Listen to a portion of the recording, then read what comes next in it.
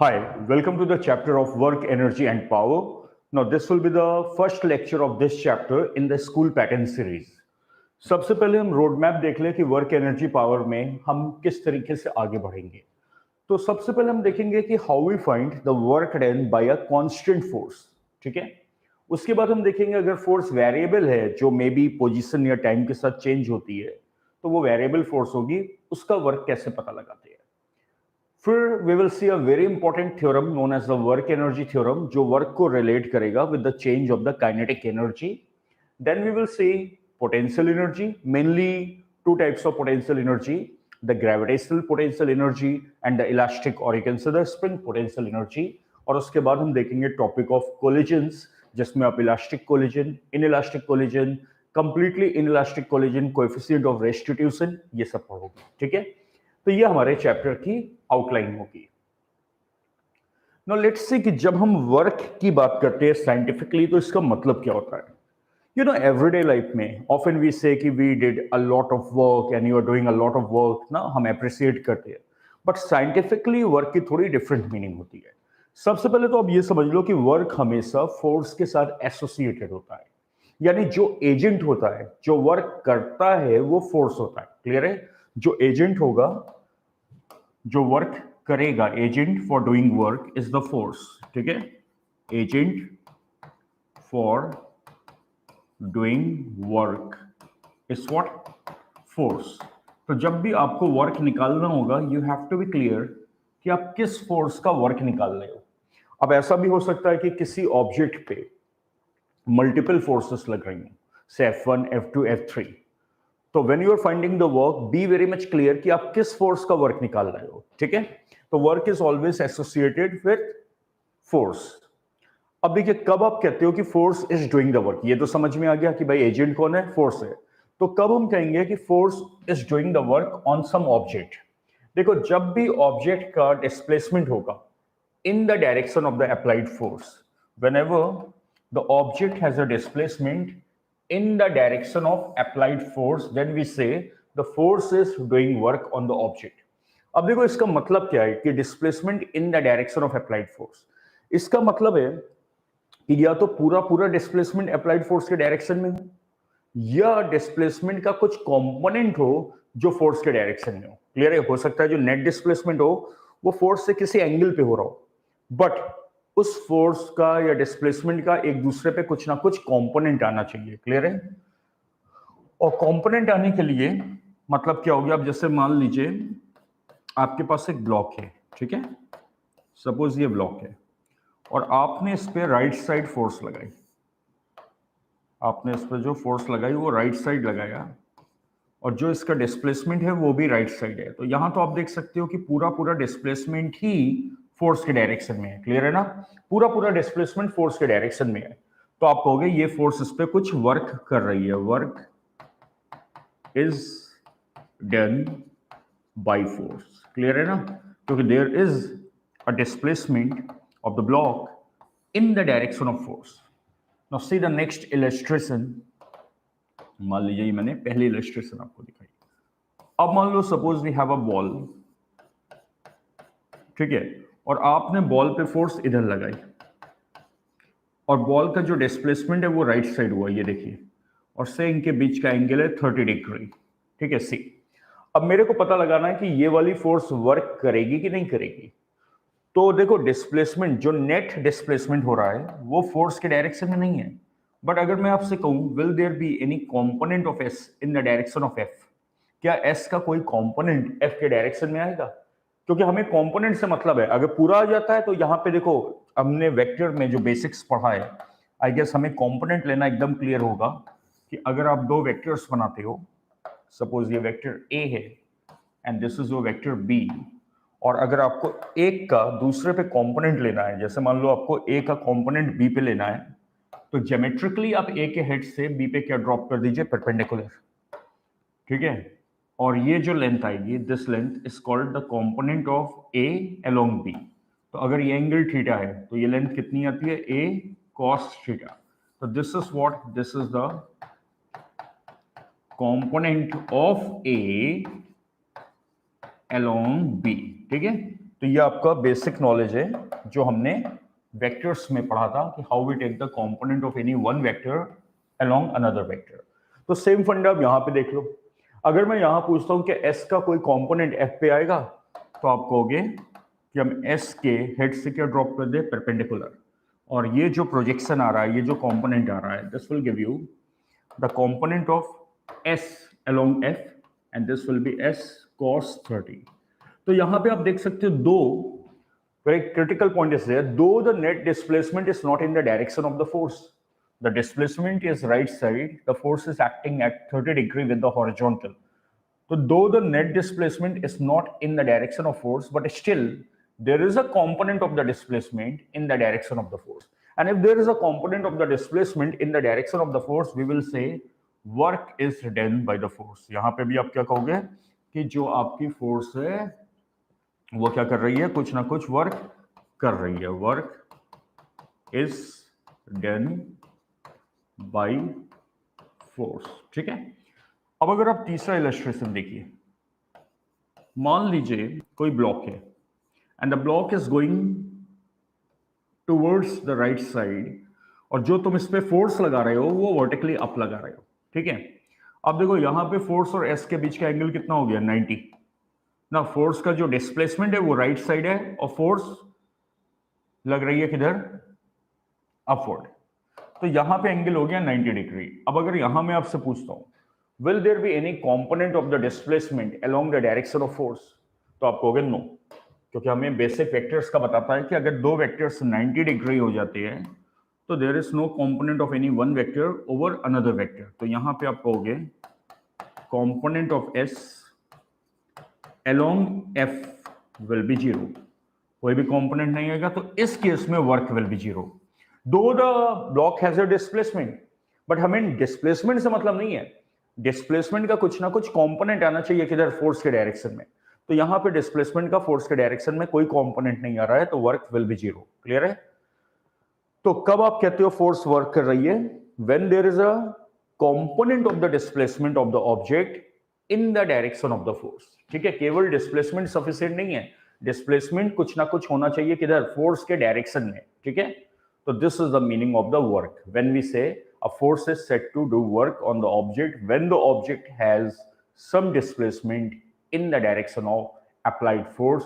When the object has some displacement का मतलब क्या हुआ precise, when the object has a component of displacement in the direction of applied force. तो we have seen what are the conditions for doing work. तो पहली condition तो हो गई भाई कि एक ऑब्जेक्ट पे फोर्स लगनी चाहिए, क्योंकि बिना फोर्स के वर्क होगा ही नहीं। ठीक। और दूसरी क्या हो गई, there is displacement of the point of application of force. जहां पे फोर्स लग रही है, जिस पॉइंट पे फोर्स लगती है उसको पॉइंट ऑफ एप्लीकेशन कहते हैं ना। तो जैसे मान लो आपने ब्लॉक पे इस पॉइंट पे फोर्स लगाई, तो ये जो पॉइंट है P, this is called the point of application. तो जो पॉइंट ऑफ एप्लीकेशन है उसका कुछ ना कुछ डिस्प्लेसमेंट होना चाहिए, जो अभी हमने देखा कहां, in the direction of the force, that is there must be a component of displacement in the direction of force. तो ये दो कंडीशंस होती है for a non zero work. ये दो कंडीशंस होगी जब आप कहोगे कि force is doing the work. ठीक है। Now let's see some illustration. जैसे मान लो आप एक बॉल को ऊपर फेंकते हो। अब जब आप बॉल को ऊपर फेंकते हो, ठीक है, तो suppose the ball is going up, just for the time being आप मान लो कि बॉल ऊपर जा रही है। अब अगर आप इस पे ग्रेविटी देखिए, फोर्स ऑफ ग्रेविटी mg, वो नीचे लगती है। Whether the ball is going up, whether the ball is going down, gravity will always act downward. ठीक है। तो ये फोर्स आपकी वर्टिकली डाउनवर्ड लगेगी। अब मान लीजिए बॉल ऊपर गई और बॉल का डिस्प्लेसमेंट ऊपर है s। तो अगर मैं यहां पे पूछूं is there any component of the displacement along the direction of force, तो आप कहोगे ऑफ कोर्स है, क्योंकि एंगल 180 है। अगर 180 होता है, याद है तो हमने वेक्टर्स में देखा था, अगर दो वेक्टर 180 डिग्री अपार्ट है तो आप कहते हो एक का जो दूसरे पे कंपोनेंट आएगा वो नेगेटिव आ जाता है। जैसे ये a है, ये b है। तो यहाँ पे हमने देखा था वेक्टर में कि what is the component of a along b। तो भाई a b के साथ 180 बना रहा है, तो ये क्या आएगा, a cos 180, that is minus A ना। तो जब दो वेक्टर्स ऑपोजिट होंगे तो टेक्निकली आप क्या कहते हो कि अगर मैं यहां पूछूं कि डिस्प्लेसमेंट का कंपोनेंट फोर्स के डायरेक्शन में कितना आएगा, तो आप क्या कहोगे माइनस एस, तो which is not equal to zero, यानी work will be done by gravity, work will be done by gravity ना, work will be done by gravity, right? So in the same way, if you see, suppose there is a porter and the porter is carrying some luggage on his head and moving with constant velocity. See the word constant velocity. तो मान लो ये अपने head पे कुछ luggage लिया हुआ है, ठीक है, and he is moving with constant velocity. अब देखो अगर ये कांस्टेंट वेलोसिटी से जाएगा तो अगर आप ग्राउंड से देखोगे तो आपको जो लगेज दिखेगा वो भी कांस्टेंट वेलोसिटी से मूव करता हुआ दिखेगा, यस सुनो, क्योंकि वो तो पोर्टर के हेड पे ही है, तो तुम्हें लगेज दिखेगा कि luggage is moving with constant velocity, yes सुनो। तो अगर ये कांस्टेंट वेलोसिटी से लगेज आपको जाते हुए दिख रहा है और आप न्यूटन्स लॉ लगाते हो, तो आप कहोगे लगेज पे केवल दो फोर्सेस लगेंगी, एक तो एन नॉर्मल रिएक्शन जो पोर्टर का हेड लगाएगा, याद है नॉर्मल कांटेक्ट फोर्स दो ही तरीके की होती है, हमने न्यूटन्स लॉ में देखा था, एक नॉर्मल रिएक्शन और दूसरा फ्रिक्शन। नॉर्मल रिएक्शन सरफेस से परपेंडिकुलर लगता है और फ्रिक्शन सरफेस से टेंजेंशियल लगता है। तो यहां एक नॉर्मल लगेगा, एक mg लगेगा। यू कैन बी श्योर कि no net force will act horizontally क्योंकि the luggage is moving with constant velocity. तो जो भी पोर्टर इस पे फोर्स लगा रहा है वो केवल नॉर्मल फोर्स लगाएगा, ठीक है। तो इसका मतलब है, अब देखिए डिस्प्लेसमेंट इधर हो रहा है and this is the force by porter, तो इनके बीच का एंगल कितना हो गया 90 डिग्री। तो is there any component of the displacement in the direction of force? No, यहाँ पे डिस्प्लेसमेंट का फोर्स के डायरेक्शन में कोई भी कंपोनेंट नहीं है क्योंकि एंगल कितना है 90 डिग्री। 90 डिग्री पे एक वेक्टर दूसरे पे कोई कंपोनेंट नहीं देता है, तो वर्क विल बी जीरो, ठीक है। तो whenever somebody is moving with luggage or weight on his head and the person is moving with constant velocity, then the person will not be doing any work on the luggage, okay, because there is no component of the displacement along the direction of the force. Now let's see how we can find the work done by a constant force. तो सबसे पहले तो आप समझो force is a vector quantity, यानी इसमें magnitude भी होता है और डायरेक्शन भी होता है। कांस्टेंट फोर्स का मतलब हो गया कि उसका मैग्नीट्यूड और डायरेक्शन दोनों ही सेम थ्रू आउट सेम रहेंगे, वो नहीं बदलेंगे, वो कांस्टेंट रहेंगे। अगर एक भी चीज बदल गई तो force will be a variable force, ठीक है। अगर एक भी चीज बदल गई तो फोर्स वेरिएबल फोर्स हो जाएगी। तो हम आज देख रहे हैं work done by a constant force, आगे हम आएंगे work done by variable force. तो सपोज एक पार्टिकल है या ऑब्जेक्ट है और इनिशियली वो इस पॉइंट पे था और आप इसको I से F ले गए, तो this is the path followed by the particle. ये क्या हो गया, पार्टिकल का पाथ हो गया। अगर आपकी फोर्स कांस्टेंट है, जिस फोर्स के इन्फ्लुएंस में ये मूव किया है उसका तुम्हें वर्क पता लगाना है कि वो फोर्स वर्क कितना करेगी, राइट। कोई फोर्स है जो इसे ले जा रही है तो वो आपको पता लगाना है वो फोर्स कितना वर्क करेगी। अगर वो फोर्स कांस्टेंट है तो कहना इससे हर एक पॉइंट पे उसका जो मैग्नीट्यूड होगा और उसका जो डायरेक्शन होगा वो सेम होगा ना फोर्स अपने मैग्नीट्यूड में बदलेगी और ना ही अपने डायरेक्शन में बदलेगी। तो आप जितनी जगह चाहो फोर्सेस बना सकते हो, मैं 4 जगह बना दिया, ठीक है।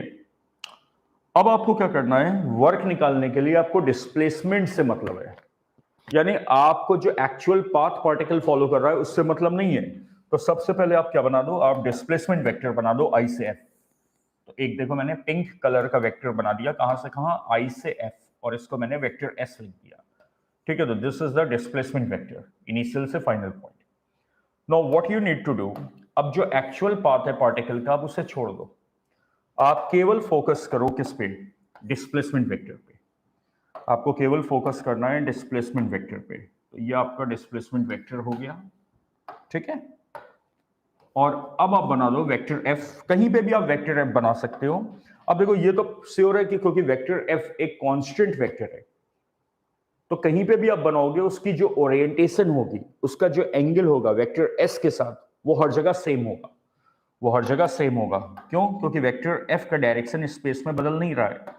तो मान लो आप यहां बनाते हो, say this is your vector F and say theta is the angle between F and S. मान लेते हैं कि वेक्टर एफ और डिस्प्लेसमेंट वेक्टर के बीच का एंगल कितना है? थीटा है, ठीक है। अब देखिए हम वर्क को कैसे डिफाइन करते हैं। तो work is defined as, you can take the magnitude of the force, force का आप ले लो मैग्नीट्यूड, और आप डिस्प्लेसमेंट का कंपोनेंट ले लो, किधर? फोर्स के डायरेक्शन में, ठीक है। यानी वर्क को आप लिखोगे magnitude of force multiplied by component of displacement along F, ठीक है। सो आपकी वर्क कितना आ जाएगा? मैग्नीट्यूड ऑफ फोर्स हो गया एफ, और अगर आप एस का कंपोनेंट एफ पे लेते हो तो वो कितना आएगा? S cos theta. तो वर्क की इक्वेशन आप लिख सकते हो F S cos theta, F S cos theta, ठीक है। तुमने फोर्स का मैग्नीट्यूड ले लिया और डिस्प्लेसमेंट का कंपोनेंट ले लिया, किधर? फोर्स के डायरेक्शन में। तो you are doing something like this. अगर आपको डिस्प्लेसमेंट का कंपोनेंट लेना है फोर्स के अलोंग, तो एफ की लाइन को आप एक्सटेंड कर दो और यहां से क्या ड्रॉप कर दो? परपेंडिकुलर। तो ये जो लेंथ आएगी, this will be the component of S along F, और वेक्टर का बेसिक जो भी मैंने आपको रिकैप भी कराया, वो क्या दे देगा इसको? S cos theta. तो वर्क कितना हो गया? एफ एस कॉस थीटा, ठीक है। आप इसको देखो ऑल्टरनेटिवली, आप इसे ऐसे भी डिफाइन कर सकते हो कि work can be define as magnitude of displacement, ठीक है। अभी आप क्या करो? डिस्प्लेसमेंट का मैग्नीट्यूड ले लो, ठीक है। अभी आप क्या करो? डिस्प्लेसमेंट का मैग्नीट्यूड ले लो। अब दूसरा वेक्टर कौन है? फोर्स, उसका कंपोनेंट ले लो, किसके अलोंग? डिस्प्लेसमेंट के along, multiplied by component of displacement, sorry, the second one is force, component of force along displacement। यहां पहला वाला क्या है? डिस्प्लेसमेंट, और दूसरा वाला क्या है? फोर्स। तो पहले का आप मैग्नीट्यूड ले लो और दूसरे का कंपोनेंट ले लो पहले के लो, ठीक। यानी अब आपको एफ का कंपोनेंट एस पे लेना है, यहां से क्या ड्रॉप कर दो? परपेंडिकुलर। तो ये कितना आ जाएगा? F cos theta. तो अब आप वर्क को ये भी लिख सकते हो, what? S multiplied by f cos theta. So work can also be written like s f cos theta. Now we know कि जब आप वेक्टर्स के मैग्नीट्यूड का मल्टीप्लिकेशन कहते हो तो वो कॉम्यूटेटिव होता है। तो चाहे आप एफ एस का हो या आप एस एफ का हो, it will be the same thing. की पॉइंट यहां पे क्या है?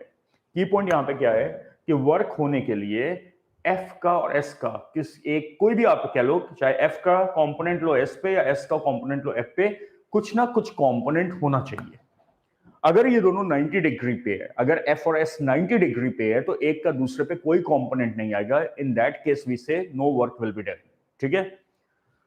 अब देखिए वेक्टर्स में हमने एक ऑपरेशन पढ़ा था, डॉट प्रोडक्ट, याद है? और डॉट प्रोडक्ट में यही चीज होती थी। Now see S is a vector quantity, F is also a vector quantity, but work is a scalar quantity। तो हमने डॉट प्रोडक्ट में ये देखा था कि अगर आप दो वेक्टर्स को लेते हो और आप मल्टीप्लिकेशन करते हो किसी एक का magnitude with the component of another in the direction of first, किसी एक का मैग्नीट्यूड और दूसरे का कंपोनेंट पहले के डायरेक्शन में, यानी अगर ए और बी लेते हो तो ए का magnitude a multiplied by b का कंपोनेंट ए पे, बी कॉस थीटा। तो ये ऑपरेशन, ये एक्सप्रेशन डॉट प्रोडक्ट कहलाता है। तो सेम थिंग यहां पे हो रहा है, यानी आप वर्क को डॉट प्रोडक्ट के फॉर्म में लिख सकते हो, F dot S, and you can also write S dot F, क्योंकि we all know dot product is commutative, order का कोई सिग्निफिकेंस नहीं होता है, वो बात अलग है। यूजुअली हमारा ट्रेंड हो जाता है, आदत होती है लिखने की, ठीक है। आप ऐसे भी लिख सकते हो। और याद रखना, अब ये आपको देखो एक बहुत ही इंपॉर्टेंट इक्वेशन मिल गई, एक्सप्रेशन मिल गया, how we can find the work done by a constant force. सीधे आप ये इक्वेशन लगा सकते हो F डॉट एस, और इसका वैल्यू आएगी F S cos theta. But be careful कि ये इक्वेशन तभी लगेगी व्हेन फोर्स इज कांस्टेंट, ये इसकी लिमिटेशन है। अगर फोर्स वेरिएबल है तो ये इक्वेशन नहीं लगेगी, ठीक है। तो work is equal to F dot S, this is the expression with which we can find the work done by a constant force, okay. चलिए अब देखिए, work is a scalar quantity. Already we have seen कि it is coming as the dot product of two vector quantity, so it will be a scalar quantity. जो एक number आएगा जो positive भी हो सकता है, नेगेटिव भी हो सकता है और जीरो भी हो सकता है। और जो एसआई यूनिट होगी वर्क की वो होगी newton metre, which is given the name joule, ठीक है। This is the SI unit of work, joule, ठीक है। अब देखिए, when we will have a positive work, positive work तब आएगा जब फोर्स का कंपोनेंट डिस्प्लेसमेंट के अलोंग लोगे तो वो उधर ही आएगा जिधर डिस्प्लेसमेंट है। जब फोर्स का कंपोनेंट आप डिस्प्लेसमेंट के अलोंग लोगे तो वो उधर ही आएगा जिधर आपका डिस्प्लेसमेंट है। जैसे suppose you are given in the given figure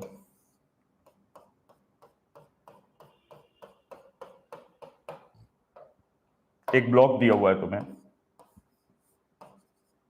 और एक आप कांस्टेंट फोर्स लगा रहे हो, फोर्स कांस्टेंट दी हुई है, कितने एंगल पे आप लगा रहे हो, 30 डिग्री पे। तो आपने देखो ये फोर्स लगा दी 30 डिग्री पे 20 न्यूटन, और ब्लॉक आपको हॉरिजॉन्टल मूव किया है। कितना हॉरिजॉन्टल मूवमेंट हुआ है, 20 मीटर का। कितना, 20 मीटर का। तो आपको पता लगाना what is the work done by this force, ये फोर्स कितना वर्क करेगी। तो देखो force is constant, so you can apply F dot S वाला एक्सप्रेशन। तो सबसे पहले तुम दोनों वेक्टर्स बना लो, ये तुम्हारा एफ हो गया और ये तुम्हारा डिस्प्लेसमेंट वेक्टर हो गया जो राइट साइड है, और इनके बीच का एंगल कितना है, 30 degree. Since the force is constant we can apply f is equal to work is equal to F dot s, सही है। यानी work will be f S cos theta. तो वर्क हो जाएगा what is f is given to be I guess 20 newtons, और displacement है 20 metre. Theta की value कितनी है, 30 डिग्री कॉस 30। तो work will be 400 newton metre, और कॉस 30 होगा √3/2। So your work will come to be 200 √3 joules. ये आ गया आंसर, ठीक है। तो यहां पे देखो आपका जो वर्क आ रहा है उसकी एल्जेब्रिक साइन पॉजिटिव आ रही है। क्यों पॉजिटिव आ रही है, क्योंकि यहां तुम देख सकते हो अगर तुम फोर्स का कंपोनेंट लो, एस के लो, तो वो राइट साइड आएगा, एफ कॉस 30 राइट साइड आएगा, और जो डिस्प्लेसमेंट है वो भी राइट साइड है, यानी दोनों के डायरेक्शन सेम आ रहे हैं। मैथमेटिकली इसको तुम सिंपल लैंग्वेज में कह सकते हो कि जब भी एफ और एस के बीच का एंगल एक्यूट होगा, 0 और 90 के बीच में होगा, तो वर्क की साइन पॉजिटिव आएगी, ठीक है। तो this is the significance of the positive work. Now let's see when we will have a negative work. अब जब भी ऐसा होगा कि अगर तुम जैसे फोर्स का कंपोनेंट ले रहे हो, डिस्प्लेसमेंट में आपने फोर्स का कंपोनेंट निकाला, और वो जो फोर्स का कंपोनेंट है वो डिस्प्लेसमेंट के डायरेक्शन के ऑपोजिट आ रहा है, यानी मान लो डिस्प्लेसमेंट राइट साइड है और जो तुम्हारे फोर्स का कंपोनेंट आया है वो लेफ्ट साइड आया है, तो इस केस में वर्क की साइन नेगेटिव होगी। इसी को आप मैथमेटिकली कर सकते हो कि जब आपके फोर्स और डिस्प्लेसमेंट के बीच का एंगल ऑप्टिव्स होगा, 90 और 180 के बीच में होगा। जैसे मान लो आपसे कहा जाए कि there is a ball of mass 1 kg, और आपने इससे ऊपर फेंका है, find the work done by gravity when the ball covers a vertical height of 5 metre. तो बॉल ऊपर चली गई और इसने कितनी ऊपर हाइट कवर की है, 5 मीटर, और तुम्हें ग्रेविटी का वर्क पता लगाना है। तो जो ग्रेविटेशनल फोर्स लगेगी वो नीचे लगेगी, yes no, this will be the force, gravitational force, जो कितनी होगी, mg, और ये तुम्हारा डिस्प्लेसमेंट वेक्टर है। अब देखो फोर्स नीचे है, डिस्प्लेसमेंट ऊपर है, एंगल दोनों के बीच में कितना है, 180 डिग्री, ठीक है। एंगल कितना हो गया, 180 degree. Treating the gravitational force as a constant force, I am applying this equation. कि work will be F dot S, तो ये जाएगा एफ एस कॉस 180, एफ को क्या रख दीजिए m ji, s is h, cos 180 is -1, तो work done by gravity is minus M G h. अब m की वैल्यू आपको 1 दी है, g को 10 लेने को कहा गया है, h को 5 ले लो, तो -1 10 5, तो work is -50 joule. This is the work done by gravity.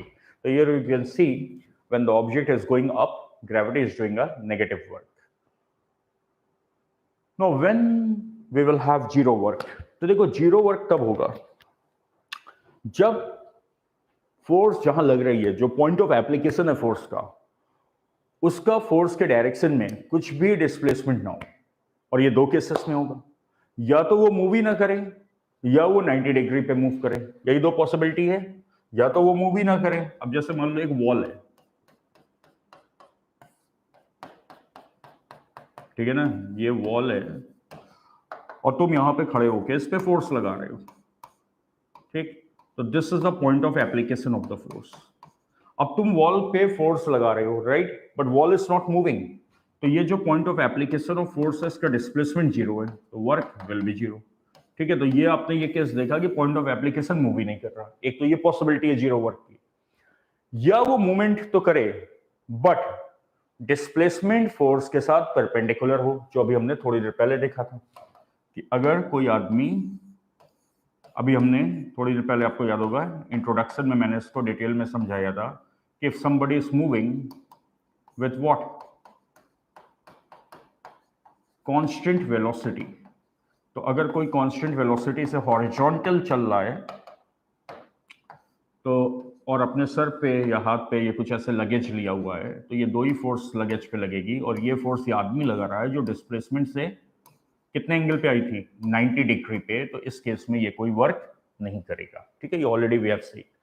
तो इन केसेस में आपको जीरो वर्क मिलेगा, इधर there is no movement of the point of application of the force, और the point of application of force is moving perpendicular to the applied force, we will have zero work. चलिए आगे देखते हैं। Now let's see some of the numerical problems. कुछ problems workout करते हैं।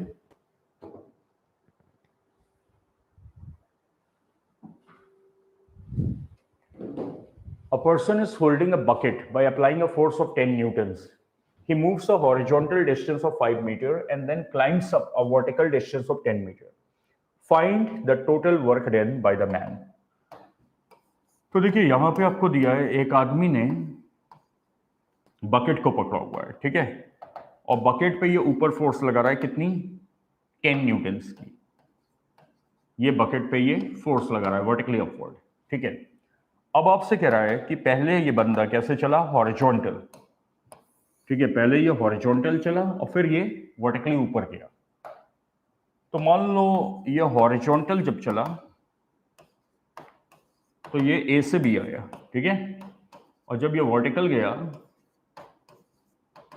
तो ये बी से सी चला गया। तो ये इसका पहला डिस्प्लेसमेंट है और ये इसका दूसरा डिस्प्लेसमेंट है, ठीक है। ये 5 मीटर दिया हुआ है आपको और ये आपको 10 मीटर दिया हुआ है। आपको ये पता लगाना है what is the total work done by the man. अब देखो work done by the man का मतलब क्या हुआ, work done by the man का मतलब हुआ कि ये मैन जो फोर्स लगा रहा है वो फोर्स कितना वर्क करेगी। Work done by the man का क्या मतलब हुआ कि ये मैन जो फोर्स लगा रहा है वो कितना वर्क करेगी। तो देखिए जब ये ए टू बी जा रहा है, ए टू बी जब ये बंदा जाएगा, तो ये तो ऑलरेडी तुम्हें प्रॉब्लम में दिया है कि बकेट पे ये फोर्स किधर लगा रहा है, vertically up. A to B में बकेट किधर जा रही है, राइट साइड। तो what is the angle between the applied force and the displacement, जो ये बंदे ने फोर्स लगाई है ऊपर लगाया, डिस्प्लेसमेंट है राइट साइड, तो एंगल है थीटा। तो the work will be f S cos 90 ना, थीटा 90 रख दो जीरो। तो ए से बी, तो ये बकेट पे कोई वर्क नहीं करेगा, क्लियर है। A to B no work will be done by him on the bucket, ठीक। अब अगर आप बी टू सी देखते हो, देखो अगर आप देखो बी से सी, तो जब ये बी टू सी जा रहा है तो force is upward and displacement is also upward, force भी ऊपर है और डिस्प्लेसमेंट भी ऊपर है, ठीक है। तो इस केस में थीटा की वैल्यू हो गई 0 डिग्री। तो अब वर्क कितना होगा, F S cos of 0। Now F is given to be how much, 10 newton, और चला कितना, 10 मीटर। तो 10 न्यूटन 10 मीटर, कॉस 0 कितना होता है 1, तो ये हो गया 100 newton metre, that is 100 joule. तो ए टू बी में ये बंदा इतना वर्क कर रहा है।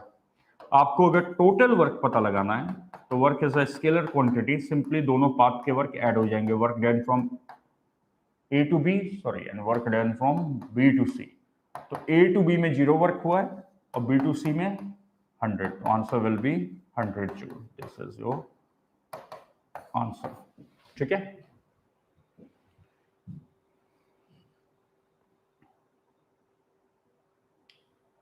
Okay, now let's see the next problem. A cyclist comes to a skidding stop in 10 meter. During this process, the force on the cycle due to the road is 200 newtons and is directly opposite to the motion. How much work does the road do on the cycle? How much work does the cycle do on the road? ठीक है, देखो इस problem में क्या है कि we have a cyclist, और cyclist road पे चल रहा था और उस पे रोड ने एक रिटार्डिंग फोर्स लगाई, ठीक है, और थोड़ी देर बाद ये थोड़ा सा चलने के बाद रुक गया, राइट। और जो स्किडिंग हुई, जब ये रुका तो ये कितना चला, इसका जो डिस्प्लेसमेंट हुआ है दैट इज 10 मीटर। और प्रॉब्लम इज सेइंग कि जो रोड ने इस पे रिटार्डिंग फोर्स लगाई है, ऑफ कोर्स वो मोशन के ऑपोजिट लगेगी, वो है 200 न्यूटन। तो आपसे पूछ रहा है कि मान लो ये O2A आया, तो what is the work that is done by the road on the cycle. तो तुम्हें वर्क डन बाय रोड निकालना है, work done by road.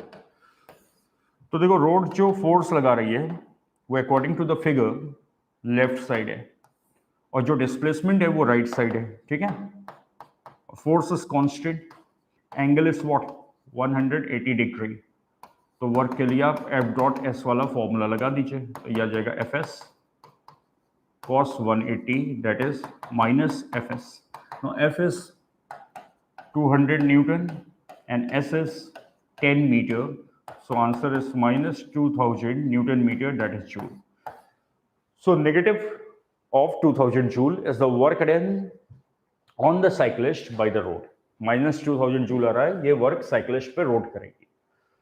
Second point में पूछ रहा है how much work does the cycle do on the road. अब second में पूछ रहा है साइकिल रोड पे कितना वर्क करेगी, ठीक है, वर्क डन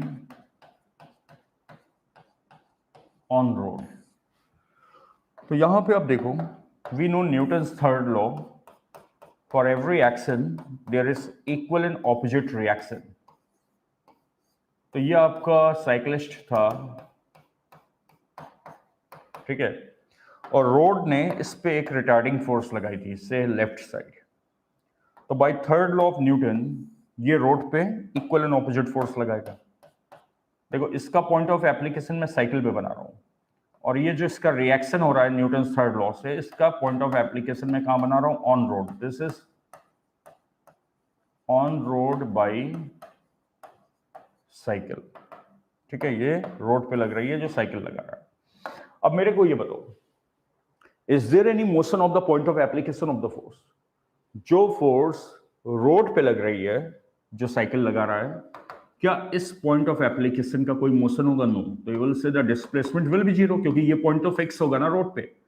तो there is no motion of the point of application of the force, तो the work done will be zero. याद रखना फोर्सेस एक्शन रिएक्शन पेयर बनाती हैं, वर्क नहीं बनाता है, ठीक है। यहां पे देखो रोड बाइसाइक्लिस्ट पे वर्क कर रही है, बट बाइसाइक्लिस्ट रोड पे कोई वर्क नहीं कर रहा है, क्योंकि वो जो रोड पे फोर्स लगा रहा है उसका पॉइंट का मूवमेंट नहीं हो रहा है। तो सेकंड पॉइंट का आंसर विल बी जीरो, ठीक है। Okay, now let's C work done by gravity. कई सिचुएशंस होंगी, डेरिवेशंस होंगी, कई प्रॉब्लम्स होंगी जहां हमें पता लगाना होगा कि work done by gravity. We all know कि whenever some object is in the influence of gravitational field, अगर आप उससे छोड़ दो या ऊपर फेंक दो या नीचे फेंक दो, यानी ग्रेविटेशनल फील्ड में हो, तो एक उस पर वर्टिकली डाउनवर्ड फोर्स लगती है which is the weight of the object, also called the gravitational force, वो होती है mg। ठीक है, बेसिकली आप ग्रेविटेशन में पढ़ोगे कि ये जो g की वैल्यू होती है ना, ये हाइट के साथ चेंज होती जाती है।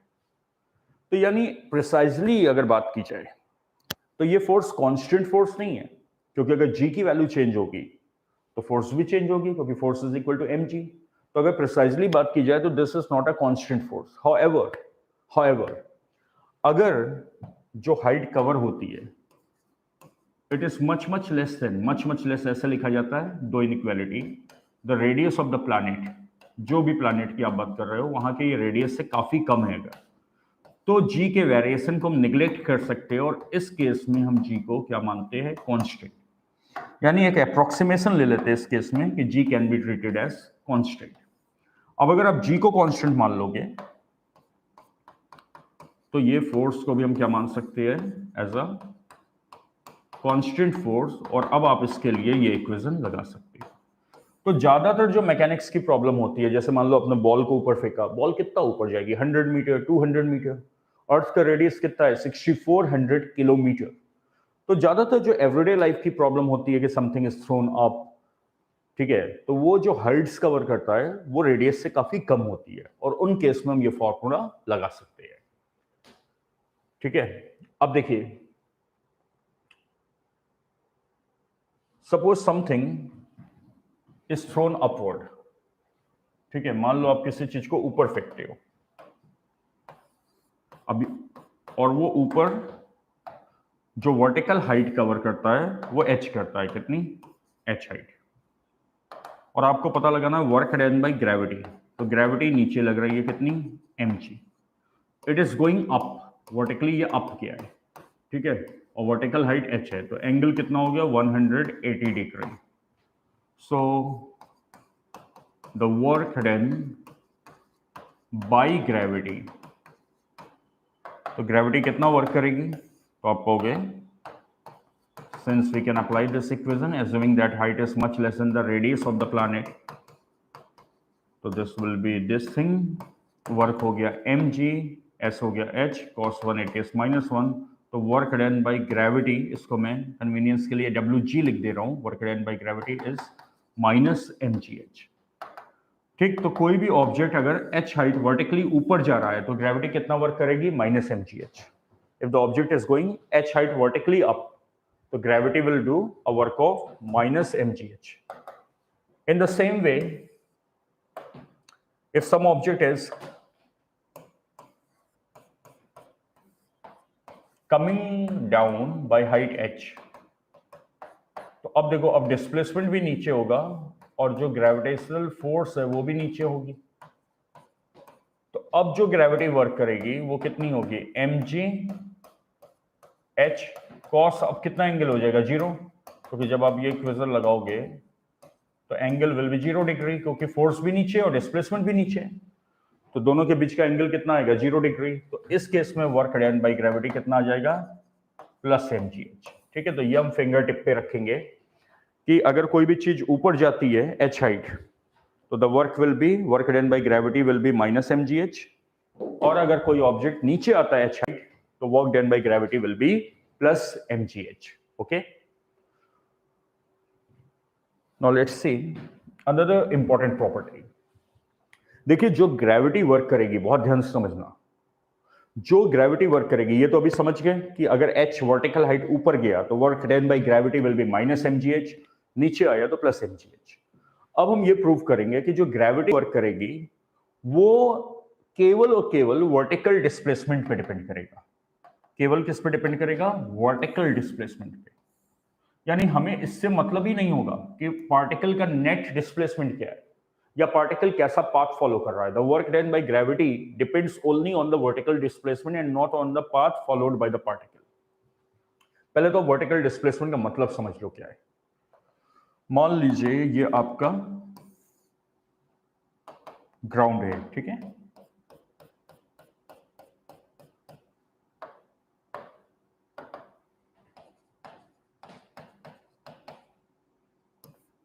Okay, and suppose some particle t1 time पे यहां था, ये इसकी इनिशियल पोजीशन है, और आप इसको ऐसे लाके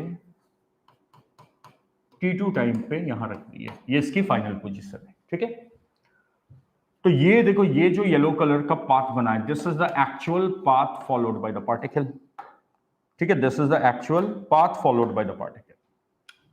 अब अगर आपको डिस्प्लेसमेंट वेक्टर बनाना है तो क्या ना, इससे आप एक वेक्टर ऐसे बना दोगे, this will give you the displacement vector of the particle. ये नेट डिस्प्लेसमेंट है, ये क्या है, इसका एक्चुअल डिस्प्लेसमेंट, नेट डिस्प्लेसमेंट, ठीक। मुझे पता लगाना है इसका वर्टिकल कंपोनेंट, मुझे इसका क्या पता लगाना है, वर्टिकल कंपोनेंट, ठीक है। तो देखो वर्टिकल कंपोनेंट कैसे पता लगाओगे, इनिशियल और फाइनल पॉइंट के बीच में तुम दो हॉरिजॉन्टल लाइन बना दो। तो एक तो हॉरिजॉन्टल लाइन पहले से ही बनी है, अब जहां बॉल फाइनली है वहां एक हॉरिजॉन्टल लाइन बना दीजिए। इन दोनों हॉरिजॉन्टल लाइन के बीच का जो डिस्प्लेसमेंट होगा, ये जो डिस्प्लेसमेंट हो रहा है ऊपर की तरफ, ये कहलाएगा इसका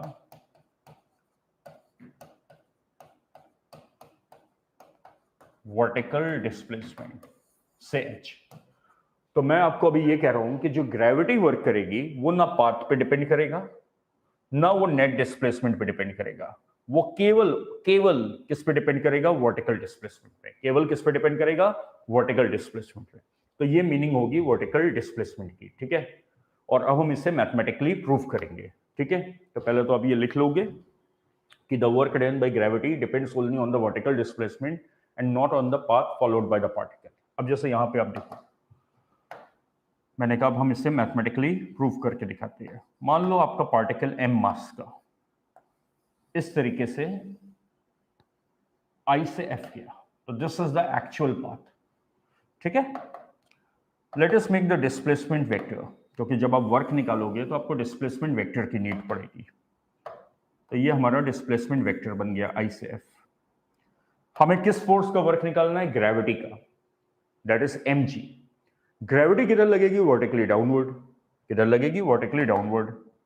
अब कहीं पे भी बना सकते हो फोर्स, कन्वीनियंट होता है कि हम दोनों टेल टू टेल वेक्टर बनाते हैं, तो यहां पे बना दें। तो ये आपकी ग्रेविटेशनल फोर्स हो गई, राइट, कितनी, mg। क्लियर है ना। नाउ लेट्स सी, मान लो जहां बॉल इनिशियली थी या जहां पार्टिकल इनिशियली था वहां मैं एक हॉरिजॉन्टल लेवल बना दूं, लाइक दिस। ये हॉरिजॉन्टल लेवल बना दिया, और से हॉरिजॉन्टल के साथ डिस्प्लेसमेंट थीटा एंगल बना रहा है। हॉरिजॉन्टल के साथ डिस्प्लेसमेंट थीटा एंगल बना रहा है, ध्यान देना, फोर्स के साथ नहीं, हॉरिजॉन्टल के साथ थीटा बना रहा है। और ये कितना है, 90, क्योंकि ये फोर्स लगेगी वर्टिकली नीचे और ये हॉरिजॉन्टल है। तो ये फोर्स और एस के बीच का एंगल कितना हो गया, तो you will say 90 plus theta. ये सुनो, ये एंगल आ जाएगा 90 प्लस थीटा, ठीक। अब आप वर्क के लिए फॉर्मूला लगाओगे F डॉट S, तो आप लिखोगे वर्क डन बाय ग्रेविटी, क्योंकि उसी का वर्क आप निकाल रहे हो, Fs। अब बताओ F और S के बीच का एंगल कितना है, तो आप कहोगे 90 प्लस थीटा, तो cos 90 plus theta. So this will be, F को रख दे mg, S, and what is cos 90 plus theta, तो we know from the knowledge of trigonometry, if theta is acute, cos 90 plus theta होता है minus sign theta. तो ये आपका आ गया minus sine theta. So I will get minus mgs sine theta. This is the work done by gravity. तो देखो apparently ये लग रहा है कि वर्क s पे डिपेंड कर रहा है और थीटा पे डिपेंड कर रहा है, बट सी वन थिंग, मैंने अभी आपसे क्या कहा कि work done by gravity will depend simply on the vertical height. तो पहले यहां अगर मैं वर्टिकल हाइट बनाना चाहूं, तो मैंने आपको बताया था, याद है अभी, या वर्टिकल हाइट कैसे देखोगे, इनिशियल और फाइनल पॉइंट के बीच में दो हॉरिजॉन्टल लाइंस बना दीजिए। इन दो हॉरिजॉन्टल लाइंस के बीच में जो डिस्प्लेसमेंट होगा वो वर्टिकल डिस्प्लेसमेंट देगा। तो बॉल नीचे से ऊपर गई है, तो this will give you the vertical displacement, से h। Now if you see the right angled triangle, so you can say sin theta is perpendicular divided by the hypotenuse, h by s। अब अगर इस sin theta की value को आप यहां रख दो तो वर्क डन बाई ग्रेविटी क्या आ जाएगा, minus M G S multiplied by H divided by S. अब देखिए एस हो गया कैंसिल आउट, तो work done by gravity, see the beauty of the expression, it is coming to be minus M G H. तो see it is simply depending on what, the vertical displacement. इससे मतलब ही नहीं है कि S की value क्या है, theta की वैल्यू क्या है, ये केवल किस पे डिपेंड कर रहा है, वर्टिकल डिस्प्लेसमेंट पे, माइनस एम जी एच। तो ये बड़ा की पॉइंट है जो काफी हमें न्यूमेरिकल में यूजफुल होगा, ठीक है। यानी अब पार्टिकल कैसा भी पाथ फॉलो करे, हमें उस पाथ से मतलब नहीं है। हमें क्या याद रखना है कि ग्रेविटी कितना वर्क करेगी। अगर पार्टिकल वर्टिकल हाइट ऊपर h गया है तो work done by gravity is minus M G h, और अगर पार्टिकल का डिस्प्लेसमेंट वर्टिकल डिस्प्लेसमेंट नीचे है तो work done by gravity is plus m ji h. ये आपको याद रखना है फिंगर टिप पे, ठीक है। So we have seen, we have proved that the work done by gravity depends only on the vertical height and not the actual path or actual displacement of the particle, ठीक है। क्योंकि force ही vertical है, जब force का तुम work निकालते हो ना तो केवल हमें उस वाले डिस्प्लेसमेंट से मतलब होता है जो फोर्स के अलोंग होता है। तो ग्रेविटेशनल फोर्स कैसी है, वर्टिकल, तो हमें केवल किस वाले डिस्प्लेसमेंट से मतलब होता है, वर्टिकल डिस्प्लेसमेंट से, ठीक है। अब जैसे मान लो कुछ मैं एग्जांपल्स आपको दे रहा हूं, से आपको ये फिगर दिया हुआ है, ठीक है, और ऑफ कोर्स आपका आंसर हमेशा उनके टर्म्स में आएगा क्वांटिटी के, जो क्वांटिटीज हमें दी हो। और आप एक ब्लॉक को m मास के यहां से यहां ले गए, ये इनिशियल पॉइंट है, ये फाइनल पॉइंट है, और ये हाइट आपको कैपिटल H दी हुई है प्रॉब्लम में, और आपसे पूछ रहा है work done by gravity.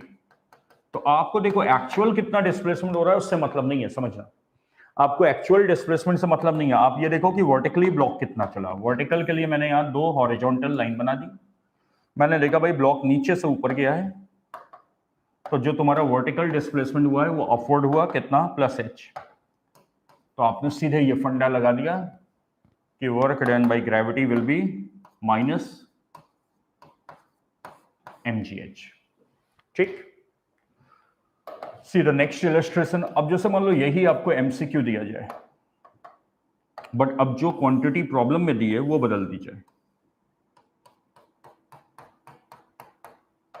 Problem में क्या दिया जाए कि m मास का ब्लॉक आप इंक्लाइन प्लेन पे ले गए और इसने डिस्प्लेसमेंट s कवर किया, ये, और ये एंगल थीटा दिया है, और आपसे पूछा है बताइए वर्क डन बाय ग्रेविटी कितना होगा, ये पूछा, ठीक।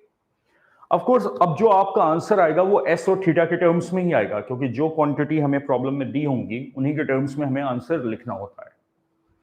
अब अगर हम अपना बेसिक फंडा अप्लाई करें कि मैं ये कहूं कि भाई मेरे को केवल किससे मतलब है, वर्टिकल डिस्प्लेसमेंट से, बट वो बात अलग है, वो वर्टिकल डिस्प्लेसमेंट प्रॉब्लम ने दिया नहीं है, तो हम ये मान लेते हैं कि वर्टिकली ब्लॉक कितना चला, h। तो अब आप लिखोगे वर्क डन बाय ग्रेविटी, अब क्योंकि ऊपर गया है माइनस एम जी एच, जैसे अभी आया था पिछले वाले इलस्ट्रेशन में, वही तो है। बट हाँ अंतर ये है कि उसमें तुमने यही आंसर लिख दिया था क्योंकि h के टर्म में ही आंसर आना था, यहां आपको h नहीं दिया था, तो आपके आंसर नॉन क्वांटिटीज के टर्म में आने हैं। तो आप h को s और थीटा में ले आओ, तो साइन थीटा क्या होगा, परपेंडिकुलर डिवाइडेड बाय हाइपोटेन्यूज, तो h क्या आ जाएगा, s साइन थीटा। तो देयरफॉर इस प्रॉब्लम का आंसर आप लिखोगे work done by gravity is minus M G s sine theta. Got it, answer वही है, बस ये अलग है कि किनके टर्म्स में आप लिख रहे हो। तो ये क्लियर हो गया कि जब भी आपको वर्क डन बाय ग्रेविटी निकालना है केवल आप किससे कंसर्न रहो, वर्टिकल हाइट से, ठीक है। अब से इलस्ट्रेशन सी, मान लीजिए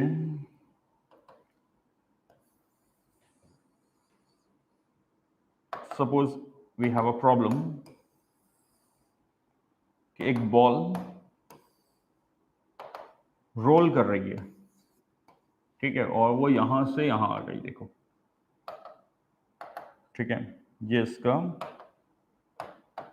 इनिशियल पॉइंट है और ये इसका फाइनल पॉइंट है, और आपको दिया है कि इन दोनों,